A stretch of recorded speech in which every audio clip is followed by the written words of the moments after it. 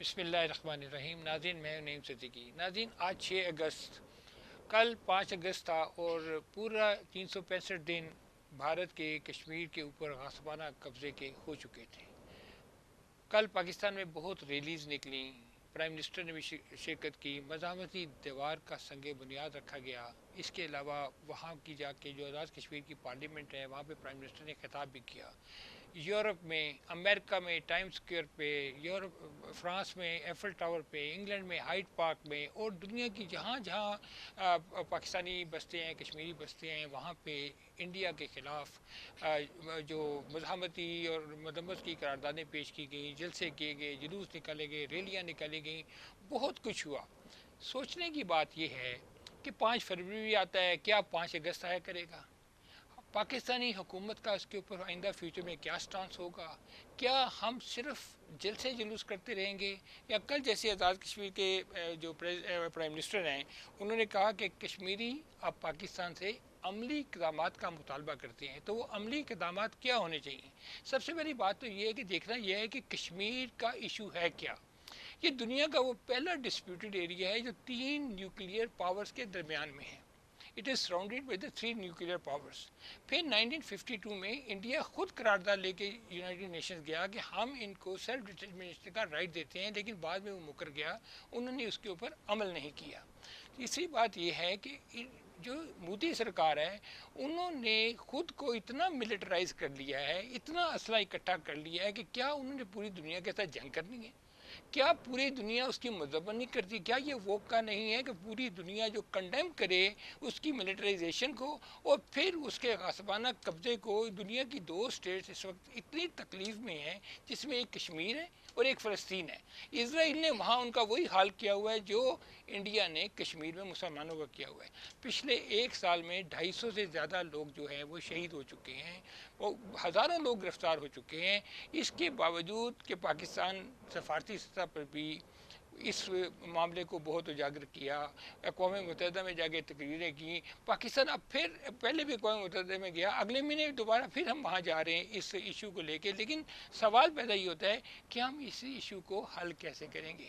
یہ ایک nuclear flash point ہے جو کہ جیسے کہا میں نے کہ 3 نیوکلیئر اسٹیٹس کے درمیان میں ایک کنفلکٹ ہے، and this is not merely کہ یہ ایک انسانی حقوق کا معاملہ ہے، یہ ایک جو آرمز کنفلکٹ بھی ہے دنیا میں، اور دنیا کو اس بات کا احساس کرنا چاہیے۔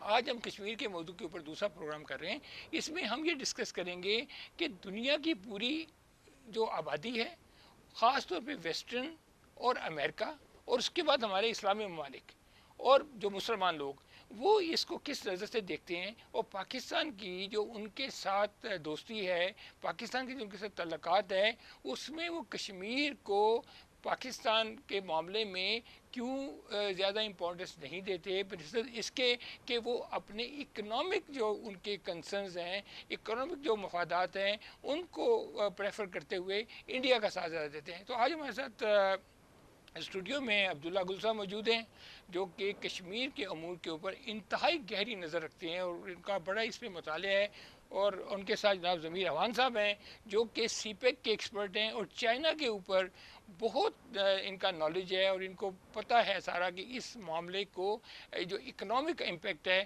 اس کو کیسے ہینڈل کیا جائے گا۔ ویلکم ٹو دا شو سر۔ عبداللہ گل صاحب، آپ بتائیں کہ یہ ایک 3 نیوکلیئر اسٹیٹ کے بیچ میں ایک ایریا ہے، تو کیا ایسی چیز ہے جو ایک جس کو کہتے ہیں کہ جی انسانی حقوق کی خلاف ورزی ہے؟ میں تو یہ سمجھتا ہوں کہ دنیا کا سب سے بڑا عام کنفلکٹ ہے یہ، آپ کیا کہتے ہیں؟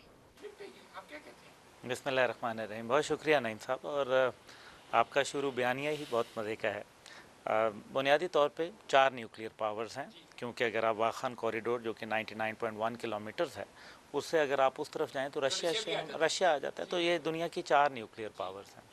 اس کا بیک گراؤنڈ جو ہے وہ بہت پرانا ہے۔ اس خطے کے اندر امریکہ نے بھارت کو اجارہ داری دینے کا ایک منصوبہ بنایا تھا، جس کا انہوں نے ٹائم میگزین کے اندر ریویل کیا تھا mid-90s کے اندر۔ اس کو کہا تھا گلوبل پولیس مین کا، انہوں نے یہ ایک آرٹیکل تھا 8-9 پیجز کا تھا، اور اس میں ہر مختلف ممالک میں خطے کے اندر ایک چودھری بنانا تھا، اور جو چودھری انہوں نے یہاں ہندوستان کو بنایا۔ اس کے بعد کونڈولیزا رائس آئیں اور پھر ہلیری کلنٹن آئیں، اور آپ کو یاد ہے وہ بیان دے کے گئیں کہ ہم نے اس خطے کے اندر ہندوستان کو تقویت دینی ہے۔ یہ ان کا ایک نظریاتی لگاؤ ہے ان کے ساتھ، یہ اسٹریٹجک پلاننگ نہیں ہے، یہ ایک نیچرل الائنمنٹ ہے ان کی، جو انہوں نے ہمیشہ کہتے ہیں کہ ہمارے نیچرل الائی ہیں۔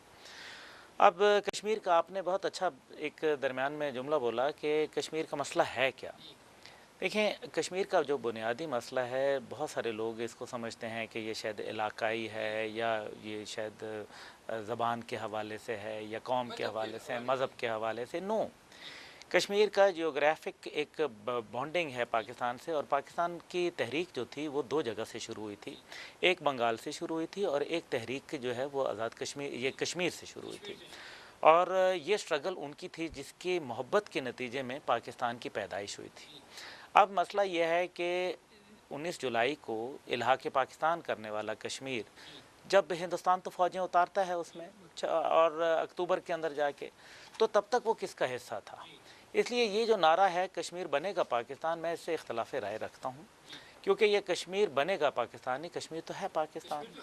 اب جن ریزولوشنز کی آپ نے بات کی، 1.5 درجن تقریباً ریزولوشنز اس کے اوپر موجود ہیں، اور دنیا نے، اقوام عالم نے اس کو قبول کیا۔ تو بائیلیٹرلزم کا جو بات کی جاتی ہے کہ یہ دو ملکوں کے مابین معاملات ہیں، یہ غلط ہے۔ پھر آ جاتے ہیں ایکسیشن ڈاکومنٹ کے اوپر۔ پروفیسر ایلسٹر لیم کی ایک کتاب ہے کشمیر اے ڈسپیوٹڈ لیگیسی، اس کے اندر اٹ از مطلب آپ سمجھیں کہ وہ ایک میگنا کارٹا سمجھا جاتا ہے، ایک اتھینٹک ڈاکومنٹ سمجھا جاتا ہے، جس کو چیلنج نہیں کیا گیا۔ دو باتیں بڑی اہم ہیں۔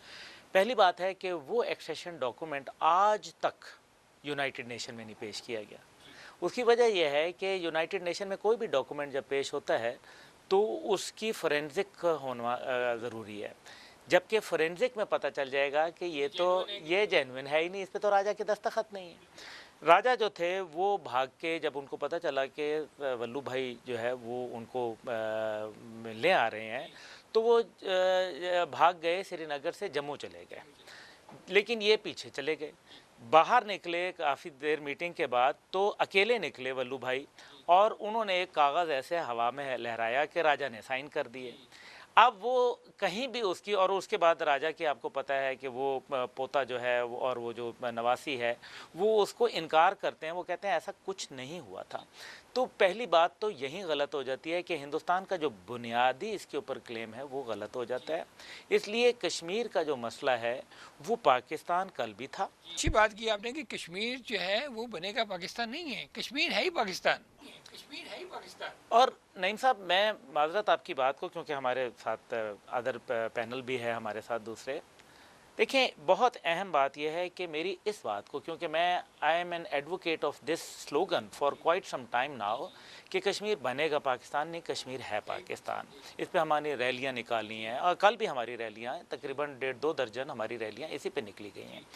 دیکھیں اب اس کے اندر کشمیر ہے پاکستان، کل نقشہ جو بنایا گیا، جو نقشہ جاری ہوا، تو اس سے کیا ثابت ہوا؟ بالکل، پاکستان نے کشمیر ہے نا اپنا پاکستان، پاکستان نے اپنا ڈاٹڈ لائن، اصلی نقشہ جو ہے وہ جاری کر دیا، ختم ہو گئی۔ ڈاٹڈ لائنز ختم ہو گئی نا، تو اب تو آل دا مور ریزن، اگر وہ ہے تو 9 لاکھ ہندوستان کی فوج وہاں کیا کر رہی ہے؟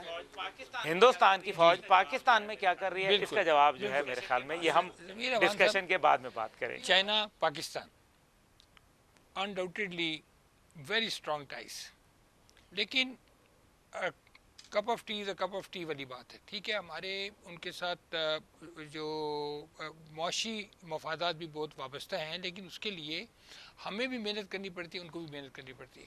سی پیک از آگے آنے والے وقتوں میں ایک گیم چینجر کہا جاتا ہے۔ سی پیک جن رستوں سے گزرتا ہے وہ انڈیا کلیم کرتا ہے کہ یہ ڈسپیوٹڈ ٹیریٹری ہے، جس کے لیے وہ بیک اینڈ پہ شاید امریکہ کا بھی دباؤ ہے، اسرائیل کا بھی دباؤ ہے کہ یہاں پہ اکنامک موومنٹ نہ ہو سکے۔ تو میں سمجھتا ہوں کہ جو کچھ کیا جا رہا ہے، جو انڈیا نے چائنا کے ساتھ لڑائی کرنے کی بھی کوشش کی، کیونکہ کشمیر کے جو 3 حصے ہیں نا، اس میں سے تقریباً 32-33% ہمارے پاس ہے، 45% پلس مائنس انڈیا کے پاس ہے، اور 20% چائنا کے پاس بھی ہے۔ اب چائنا نے انڈیا نے اس کے 2 حصے کر دیے، یہ جموں کشمیر علیحدہ کر دیا، لداخ علیحدہ کر دیا، جبکہ ڈوگرا راج کا جو کشمیر تھا وہ ایک ہی کشمیر تھا. آپ کیا سمجھتے ہیں کہ یہ جو جھگڑا ہوا تھا انڈیا کا اور چائنا کا، اس کے پیچھے بھی جو ملٹری اسپیکٹ تو کوئی نظر آتا نہیں ہے، اس کا اکنامک امپیکٹ آپ کیا دیکھتے ہیں؟ کیا اس کے پیچھے کولڈ وار تو نہیں ہے کوئی؟ بظاہر تو بالکل ایسا ہی ہے. جب امریکہ نے اپنی پالیسی شفٹ کی ساؤتھ ایشیا میں اور انڈیا کو اہمیت دی، تو اس کے پیش نظر بہت سی باتیں تھیں. ایک تو یہ تھا کہ امریکہ چاہتا تھا کہ انڈیا افغانستان میں کوئی پازیٹیو رول پلے کرے، جو کہ نہیں کر سکا. اس بات کا ثبوت اس بات سے بھی آتا ہے کہ پریزیڈنٹ ڈونلڈ ٹرمپ نے یہ کمپلین کی ہے کہ جب میں نے مودی سے پوچھا کہ افغانستان کے ہمارے سے کیا تم نے کیا، تو وہ کئی گھنٹے لگا کے بار بار وہی بات ریپیٹ کرتا رہا کہ میں نے وہاں پہ کابل میں ایک لائبریری بنائی ہے. تو ڈونلڈ ٹرمپ نے اسے کہا تھا کہ I need Indian army to be involved in the Afghanistan conflict. تو اس کا مطلب ہے کہ امریکہ بھی اس کے افغان رول پہ مطمئن نہیں تھا. دوسری بات یہ تھی کہ امریکہ یہ چاہتا تھا کہ چین کی ابھرتی ہوئی طاقت میں مزاحمت پیدا کی جائے، چین کو کاؤنٹر کیا جائے، اس کے رائز کو رجسٹ کیا جائے. اس کے لیے وہ انڈیا کو سپورٹ کر رہا تھا. انڈیا کو اس نے نیوکلیر سول ایگریمنٹ کیا، پھر اس نے میجر ڈیفنس پارٹنر ڈکلیئر کیا، پھر اسے اسلحے کی ساری پابندیاں ختم کر کے ایڈوانس اور لیتھل ویپن دیے، سائنس اینڈ ٹیکنالوجی میں ہر ٹیکنالوجی ٹرانسفر کی. جی، اور ایجوکیشن کے لیے ان کے لوگوں کو وہاں پہ پرائورٹی پہ ایڈمیشن دیے. ہر طریقے سے اس نے انڈیا کو اٹھانے کی کوشش کی. India has become the second largest beneficiary of American help aid after Israel. اس کے باوجود انڈیا کی نہ یہ ول تھی کہ چائنا کو کاؤنٹر کرے، نہ اس کی کیپیسٹی تھی کہ وہ چائنا کو کاؤنٹر کرے. انڈیا نے امریکن اسسٹنس جو ملی ہے اسے پاکستان کے خلاف استعمال کیا. جو اسلحہ یا ٹیکنالوجی یا جو سے مراحت امریکہ سے گین کی ہیں، بینیفٹ گین کی ہیں، وہ پاکستان کے خلاف استعمال کی ہیں. تو یہ میرے حال میں اب امریکہ کو یہ بات سمجھ آ گئی ہے، اور میرے حال میں اب ایسا دور آ گیا کہ آپ چیزیں چھپا نہیں سکتے ہیں.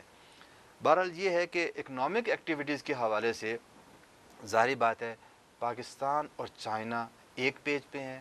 وی ہیو کمپلیٹ ہارمونی، اور China is committed to help Pakistan.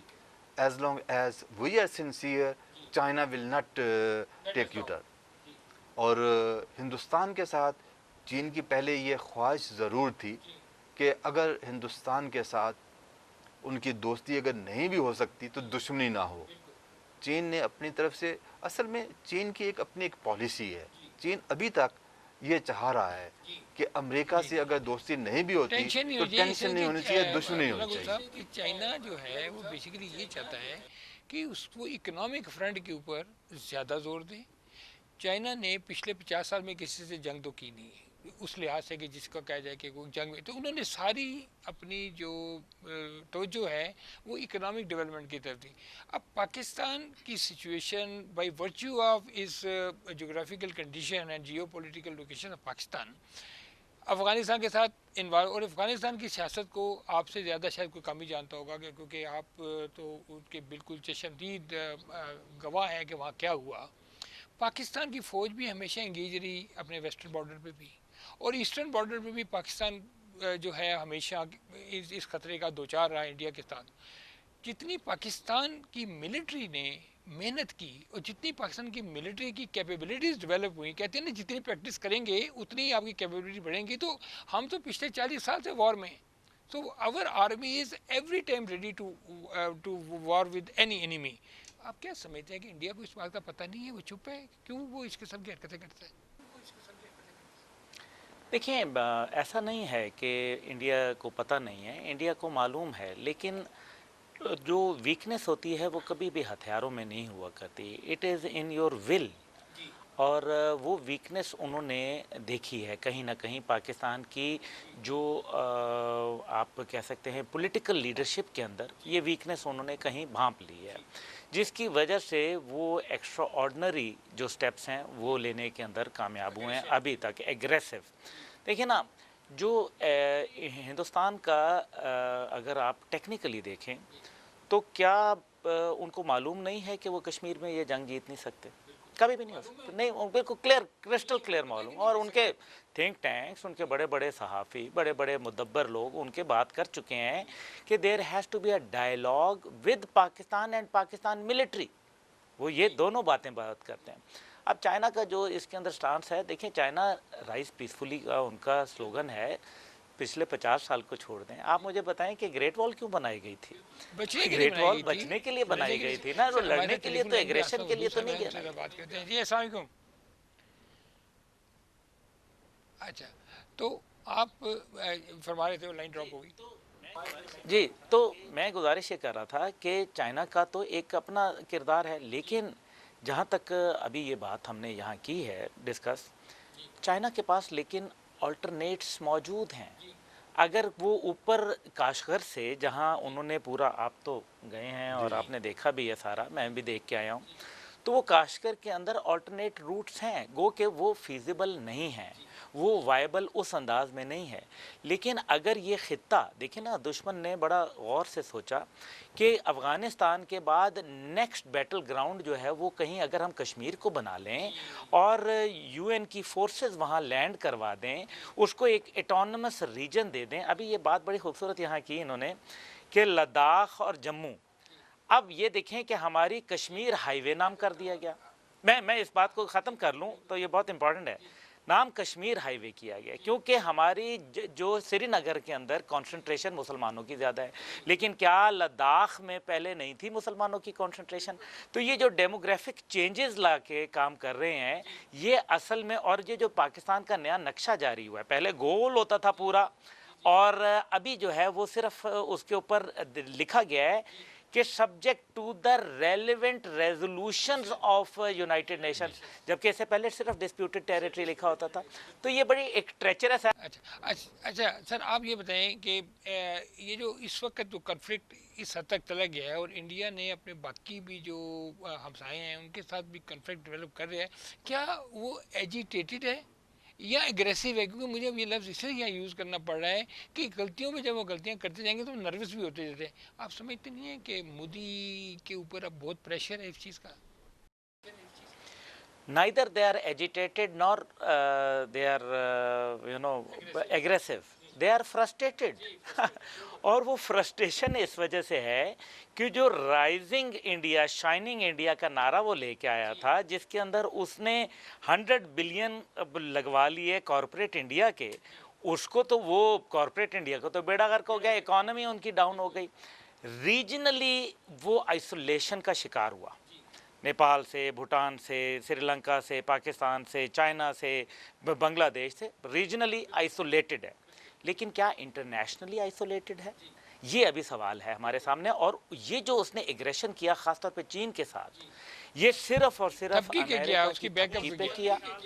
اس کو یہ خیال تھا کہ مجھے شاید یہاں ڈیفنس سسٹمز مل جائیں گے، مجھے جو ہے وہ بہتر جہاز مل جائیں گے، ایسا نہیں ہوا، وہ نہیں ہو سکا۔ $400 بلین کا کانٹریکٹ کیا ہے چائنا نے ایران کے ساتھ۔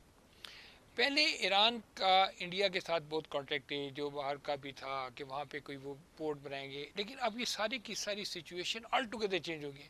اکنامک فرنٹ پہ اس خطے میں اس انویسٹمنٹ اینڈ وینچر کو اگلے 25 سال کے بیسس پہ کیا دیکھتے ہیں، اور ود ان سی پیک کی جو ڈیولپمنٹ ہے اور اس کے ساتھ ساتھ پاکستان کی اکنامک کنڈیشنز اس سے کیسے بہتر ہوگی، آپ کیا فرماتے ہیں؟